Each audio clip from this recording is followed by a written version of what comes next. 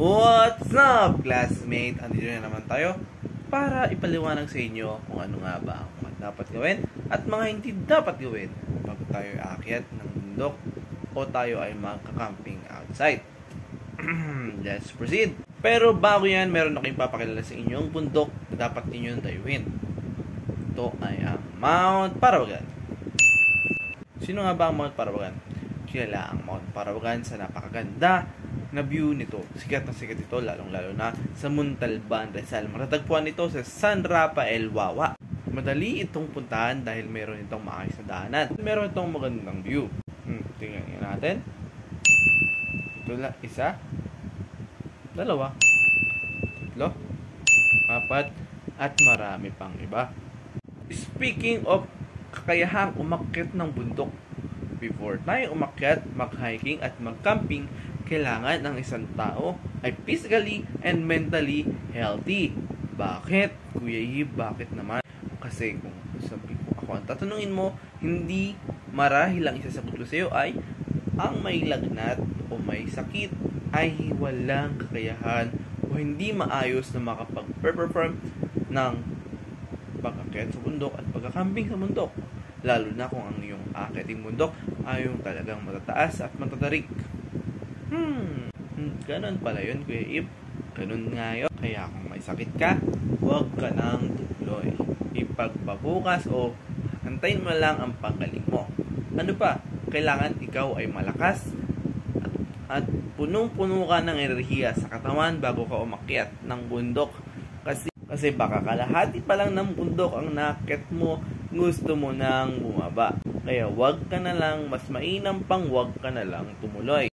Pangalawang dapat tandaan at dapat gawin pag ikaw ay aakyat ng bundok o ikaw ay nasa bundok na, huwag magtatapon ng basura.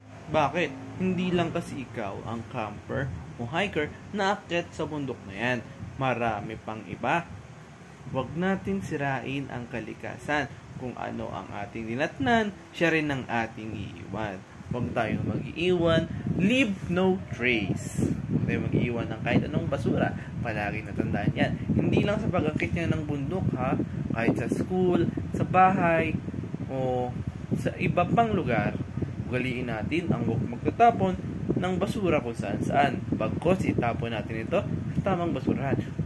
So, paano naman yun sa hiking? Paano naman yun na-apply sa hiking? Kung ikaw ay mag-hiking or magka-camping, yung basura mo, mas mainam na itago mo na lang ulit. Alam mo, ikaw ay nagutom sa daan habang ikaw ay nag-hiking, kumain ka. Kumain ka lang, tapos kung kumain ka, is open naman yun. Share niya kung ano man, tapos kumain ka. Huwag mo naman itapon dyan. Ilagay mo lang ulit sa iyong lagayan. Sa bag, sa bulsa, yung sa lugar na hindi magiging uncomfortable sa'yo. O, ayun, alam mo na. Next time, huwag kang magtatapon kung saan-saan, ha? Baka maluno ka. Pangatlo, pangapat. Kayo na lang ang magbilang, ha? Ngayon, dumako naman tayo sa kung ano pa ba ang mga hindi dapat gawin.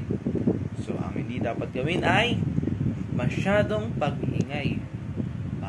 Bakit naman bawal mag-ingay, Kuya Ip? Andun nga ako para magsaya. Napanood nyo ba yung isang video na merong sumigaw sa bundok? Tas na ngayon nung siya yung sumigaw sa bundok, talagang na-physical siya nung mga local people doon. Kasi akala ng mga local people sila yung minumura. Well, it implies that mali naman kasi na mag-ingay sa bundok. Hindi lang. Tandaan po natin, ha? Hindi ko siya sinisisi kasi talagang may problema siya at naiintindihan ko siya. Pero lagi po natin tandaan na ang pag-iingay ay nasa lugar po. Kung gusto natin mag-ingay, huwag na lang tayo umakyat ng bundok kasi hindi lang naman tayo ang tao doon. Maraming guest, maraming locals nang nakatira doon. Hindi lang tayo. Kung gusto natin mag-ingay at maglabas ng sama ng loob, sa bar na lang tayo pumunta, sa bahay mag-video, okay? Huwag na sa bundok mag-ingay. Iba ng Huwag na po sa bundok mag-ingay. Pag dun, kung ako may kasamang maingay, ay susunugin ko sila gamit ang bonfire. Pang-apat, kung kung halimbawa naubusan kayo ng gamit o kahoy sa bonfire, may dala kayong itak. Pumutol kayo ng puno, ay nako, wag na wag ninyong gagawin yan. Kasi hindi po yan maganda. Marahil maniwala man kayo sa hindi, baka may elemento na nakatira dun sa puno na yun. Eh, naputol ninyo, hindi na kayo pinauwi. Ako, wag na wag ninyong gagawin yan. Ngayon, dito si Ate Hazel para ipaliwanag na. Ngayon naman, dumako naman tayo sa mga bagay na dapat dalhin at hindi dalhin sa isang camping. Aha. Ano-ano nga kaya yun? Ngayon, andito naman si Ate Hazel para ipaliwanag sa atin yung lahat. Panoorin natin siya. Tandaang maigi ang aking mga ipinaliwanag. At meron pala akong iiwang kataga. At ako ay mag-iwan ng kataga. Ang hikers na sumusunod sa patakaran ay siya ring hikers na may kasayahan. Panoorin ng maigi. Hello everyone, I am Hazel and nandito ako ngayon para magbigay ng tips kung ano ang mga bagay na dapat nating dalhin kapag tayo ay aakyat ng bundok. First thing to bring is a water. Bakit natin kailangan magdala ng water kapag tayo ay aakyat ng bundok?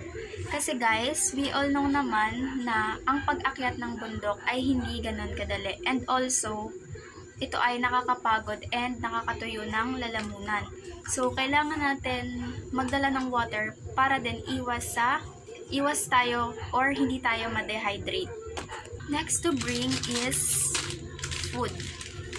Ito, and crackers, dalata.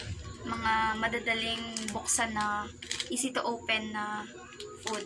Bakit kailangan natin magdala ng food kapag tayo ay aakyat ng bundok? Syempre, hindi natin maiiwasan na magutom. So, mas better na din na meron tayong food. Para in case, 'di ba? So, we need this food. Next naman po is power bank. Bakit ba natin kailangan magdala ng power bank? Kasi syempre, may dala tayong phone. In case na maubusan tayo ng battery, meron tayong power bank. And also, para din, kunwari, gusto natin mag-take ng pictures, tapos wala ng battery yung phone natin, or dead bat na siya, meron tayong power bank. Next naman natin guys ay extra money. Bakit natin kailangan magdala ng extra money? Kailangan natin magdala ng extra money kasi, for example, merong emergency. So, meron tayong pera. Next naman is extra damit or t-shirt and itong panyo. Bakit ba natin kailangan natin magdala ng ganito? Kasi syempre, kapag tayo ay umakyat ng bundok, pinagpapawisan tayo. So, kailangan natin ng extra damit para hindi tayo matuyuan ng pawis. And also this handkerchief para kapag hindi ba natin magpalit ng damit, meron tayong pang punas ng pawis para hindi tayo matuyuan ng pawis. Ano pa ba ang bagay na dapat nating dalhin kapag tayo ay aakyat ng bundok? Ito ay ang flashlight and yung pito. Bakit natin kailangan magdala ng dalawang bagay na iyon? For example, nung nag-hiking tayo is ginabihan tayo. Syempre, kailangan natin ng flashlight para magsilbing guide sa daanan kung sakaling madit. Lastly, one of the most important thing to bring kapag tayo ay mag-hiking is a first aid kit. Bakit ba natin kailangan magdala ng first aid kit? Kasi, kunwari, pupunta tayo ng bundok and may hindi inaasahang pangyayari. Meron tayong first aid kit para mabigyan ng pangunang lunas na aksidente or mabigyan ng pangunang lunas ang bagay na hindi natin inaasahan. So today, ang ituturo ko naman is kung paano ilalagay ang mga gamit sa loob ng ating backpack. Itong backpack guys, hindi siya yung